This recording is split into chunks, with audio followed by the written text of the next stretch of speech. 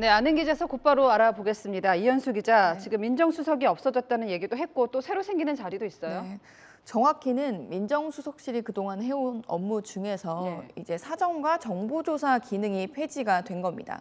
현재 반부패 비서관실에서 담당하는 사정, 정보조사 기능은 없애고 인사검증은 법무부, 경찰 등으로 이관을 하고요. 청와대 내부 기강 관리, 친인척 관리를 하는 공직기강 비서관, 예. 대통령 법률 자문을 하는 법률비서관은 신설하겠다는 겁니다. 그러다 보니 신설되는 비서관 인선에 관심이 쏠리는데요.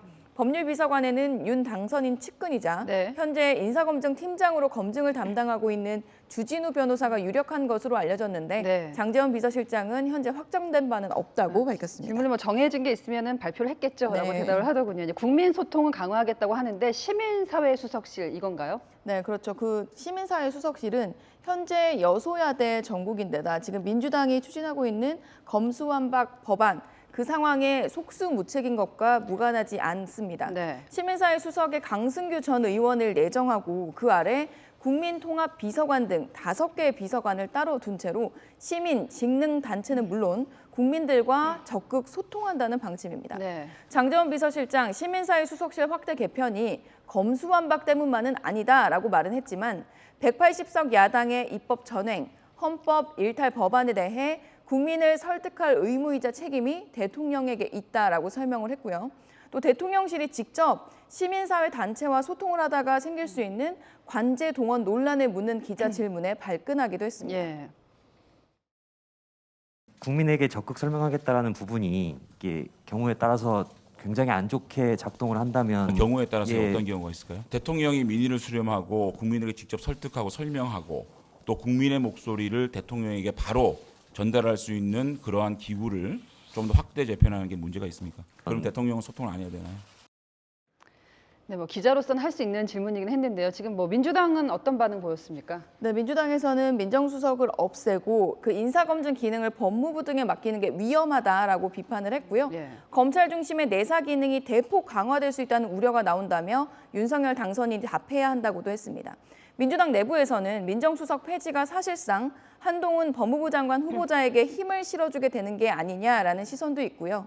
또 시민사회 수석으로 내정한 강승규 전 의원이 시민운동 경험이 없다면서 대통령 생각을 전파하는 친위 홍보부대가 주 임무가 아닌지 우려스럽다고 예. 비판하기도 했습니다. 뭐 보니까 깜짝 인선은 없었습니다. 오늘 발표를 좀 요약을 해본다면 어떨까요? 네, 오늘 인선을 보면 이명박 정부 때 인사들이 기용된 것이 눈에 띄는데요. 이명박 전 대통령 당시 청와대 정책실장을 지낸 김대기 비서실장 내정자부터 시작해서 MB정부 때 외교부 차관을 지낸 김성한 안보실장 내정자, 그리고 MB정부의 대북정책 설계자로 알려진 김태효 전 청와대 대외전략 비서관도 있고 예. 이 전 대통령과 서울시장 때부터 인연을 맺어 친이계로 불렸던 강승규 전 의원도 있습니다. 김대기 비서실장 내정자를 포함해 1차로 발표된 11명을 정리해보면 평균 연령은 60.1세, 네. 출신지는 서울이 6명으로 가장 많았고요.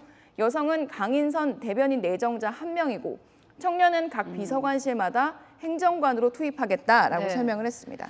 자, 그 전에는 그 대통령이 직접 브리핑하는 경우가 상당히 많았는데 오늘은 대통령 비서실장 내정자가 아닌 당선인 비서실장이 발표를 한 것도 눈에 띄었습니다. 네, 대통령실은 대통령의 참모 예, 예. 조직이라서 이제 국무위원들과 달리 당선인이 하지 않았다고 설명을 했고요. 네. 김대기 대통령실 비서실장 내정자도 발표 현장에는 와 있었고 예, 그렇죠. 질의응답 때부터는 함께 단상에 오르기도 했는데요. 따로 발언은 없었습니다. 아직까진 장제원 당선인 비서실장이 인선을 주도하는 모습인데 장 비서실장은 인선을 함께 논의를 했고 인수인계를 잘 하겠다라고 강조하기도 했습니다. 네, 지금까지 아는 기자 정치부 이현수 기자였습니다.